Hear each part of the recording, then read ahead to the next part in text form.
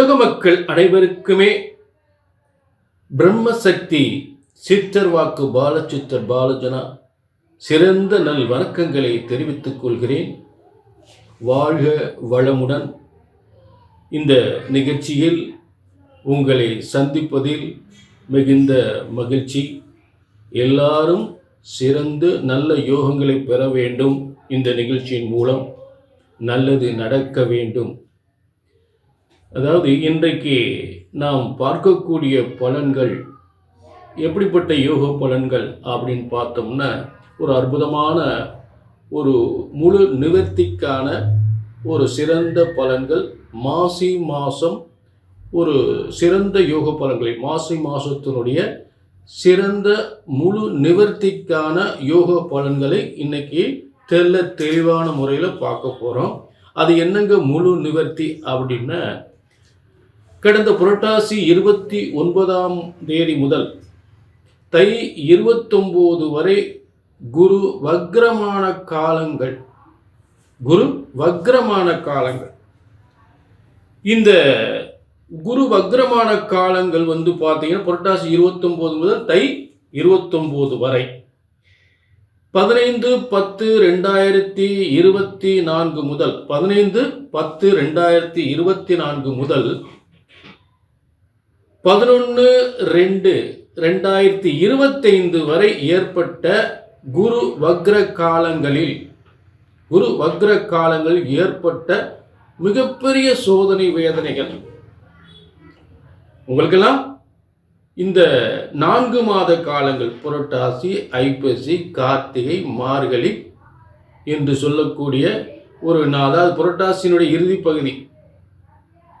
ஆக ஐப்பசி, கார்த்திகை, மார்கழி, தை இந்த 4 மாத காலங்கள் கால கிரகங்கள் 4 பக்கங்களிலும் உங்களை நாசப்படுத்திவிட்டது. என்னென்னமோ சோதனைகள் வேதனைகள்லாம் உங்களை பாடா படுத்திவிட்டது.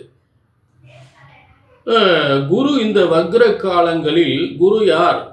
ஒவ்வொரு குடும்பத்திற்கும் செல்வத்தை வாரி தரக்கூடியவர்கள், வேலை வாய்ப்பு தொழிலை உருவாக்கக்கூடியவர்.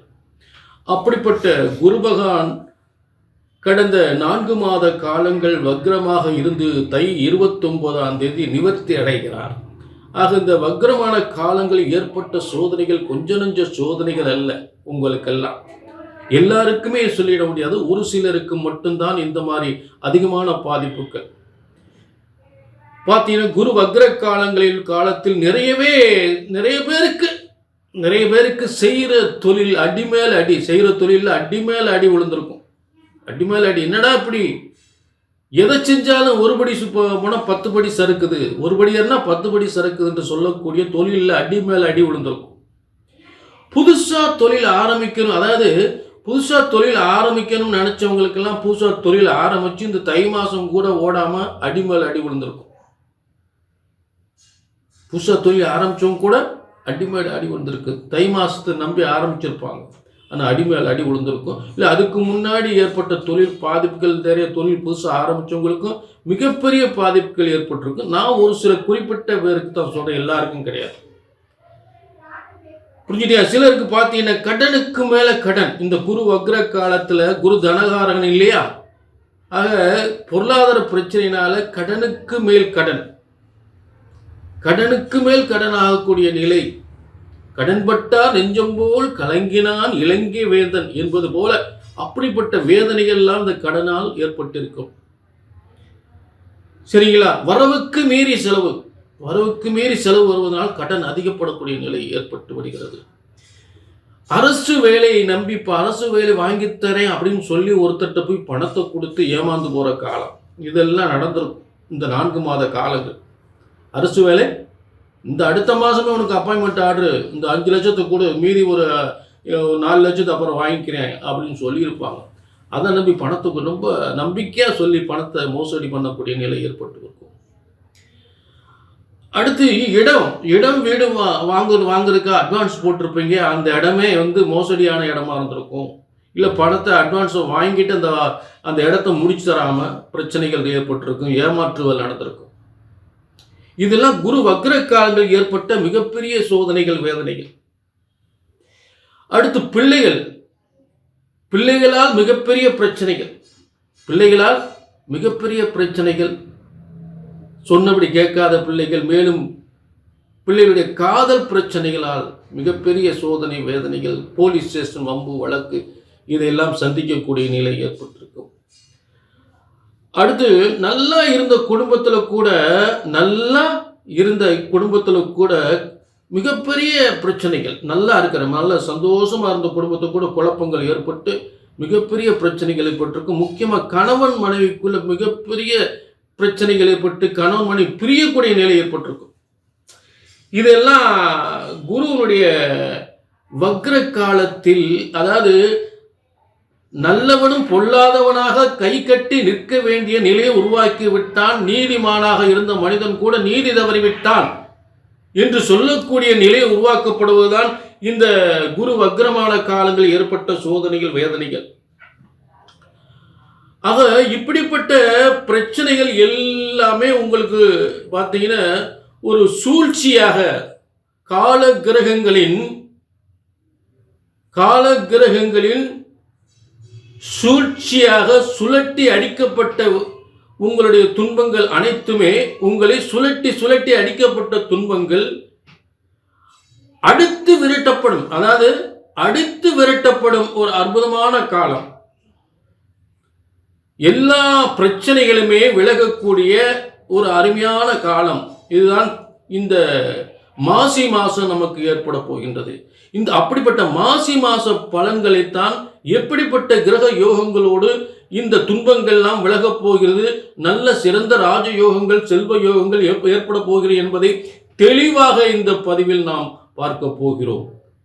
அதுக்கு முக்கிய காரணம் தை மாதம் 29ஆம் தேதி 11/2/2025 ஆண்டு குரு பகவான் வக்ர நிவர்த்தி அடைகிறார். அதுதான் முக்கியமான காரணம். அதற்கான சிறந்த யோக பலன்களை இந்த மாசி மாச பலன்களாக தெளிவாக பார்க்க போறோம். சரிங்களா? ஆக இது பிரம்ம சக்தி சித்தர் வாக்கு ஜோதிடம். எந்த பிரம்மன் நம்மையெல்லாம் படைத்திருக்கிறாரோ அந்த பிரம்மனால் எழுதப்பட்டதுதான் பிரம்ம வேத ஜோதிட சாஸ்திரம். ஆக உலகத்தில் ஒவ்வொரு முறை எத்தனையோ முறை பஞ்சாங்க முறை பார்க்கப்பட்டாலும் எந்த இறைவன் நம்மை படைத்திருக்கிறாரோ அவரால் எழுதப்பட்ட பஞ்சாங்க முறைப்படிதான் இங்கே பிரம்ம வேத ஜோதிட சாஸ்திர முறைப்படி உங்கள் ஜாதகம் கணிக்கப்படுகின்றது. பிரம்ம வேத ஜோதிட சாஸ்திரப்படி உங்கள் ஜாதகம் எல்லாரையும் படைத்த அந்த பிரம்மனால் எழுதப்பட்ட எல்லாருக்குமே சரியா நடக்கக்கூடிய அந்த பிரம்ம வேத ஜோதிட சாஸ்திரம் முறைப்படி உங்கள் ஜாதகம் கணிக்கப்படுகின்றது. ஒரு ஜோதிடத்தின் பலன் சொன்னது நடக்கவில்லை என்றால் ஒன்று உங்கள் ஜாதகம் தான் தவறாக இருக்க வேண்டும், இல்லை என்றால் நான் ஜோதிடன் நான் தவறாக இருக்க வேண்டும். ஒன்று ஜாதகம் தப்பா இருக்கணும், சொல்லக்கூடிய பலன் சொல்லக்கூடிய ஜோசியர் நான் தப்பா இருக்கணும். அந்த தவறு இங்கே வரவே கூடாது. அங்க பார்த்து நடக்கல, இங்க பார்த்து நடக்கல, அவரை போய் பார்த்தேன் கல்யாணம் முடியல, இவரை போய் பார்த்தேன் கல்யாணம் முடியல, அங்க போய் பார்த்தேன் வேலை கிடைக்கல, இங்க போய் பார்த்தேன் அவர் சொன்ன மாதிரி வேலை கிடைக்கல, தொழில் நல்லா ஓடல, கடனுக்கு மேல கடன் ஆகிக்கிட்டு இருக்கு. இப்படிப்பட்ட சோதனை வேதனைக்கெல்லாம் ஒரு நல்ல முடிவுதான் இந்த பிரம்மசக்தி சித்தர் வாக்கு ஜோதிடம். ஜோதிடம் ஒருபோதும் தப்புவதில்லை, தவறுவதில்லை. அதை கணித்து சொல்வதில்தான் தவறு ஏற்படுகின்றது. ஆக சரியாக கணித்தால் உங்கள் பிரச்சனைகளை எல்லாருக்கும் சரியாக நடக்கக்கூடிய பிரம்ம வேத ஜோதிட சாஸ்திர முறைப்படி சரியாக கணித்தால் சரியாக நடக்கும். கீழே இது எல்லாருக்கும் பொதுவாக சொல்லப்படுகின்ற பொது பலன்கள்.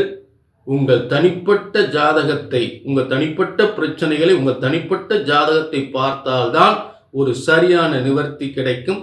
ஆகவே கீழே உள்ள நம்பரை நோட் பண்ணிக்கிட்டு ஒரு அப்பாயின்மெண்ட் வாங்கிக்கலாம். சரிங்களா? மாசி மாத பலன்கள் மேச ராசிக்கு, மேச ராசியுடைய கிரக அமைப்புகள் என்னன்னு பார்ப்போம். வழக்கம் போல் மேசத்துக்கு 2ஆம் இடத்தில் குரு, 3ஆம் இடத்தில் செவ்வாய், 4ஆம் இடத்தில் சந்திரன் அந்த மாத தொடக்கத்தில் மகம் நட்சத்திரத்தில் தொடங்குகிறார். ஜகத்தை, மகம் நட்சத்திரம் ஜகத்தை ஆளும் என்று சொல்லக்கூடிய அந்த பிரபஞ்ச சக்தியோடு அந்த மாதம் தொடங்குகிறது.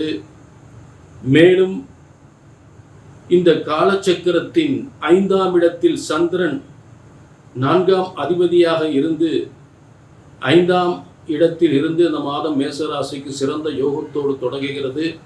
வம்சம் விருத்தி அடையக்கூடிய ஒரு புதிய காலத்தை, புதிய ஒரு சாதனை படைக்கக்கூடிய இடத்திலிருந்து அந்த பிரபஞ்ச சக்தியினுடைய அனைத்து யோகங்களும் மேசராசிக்கு ஏற்பட போகிறது.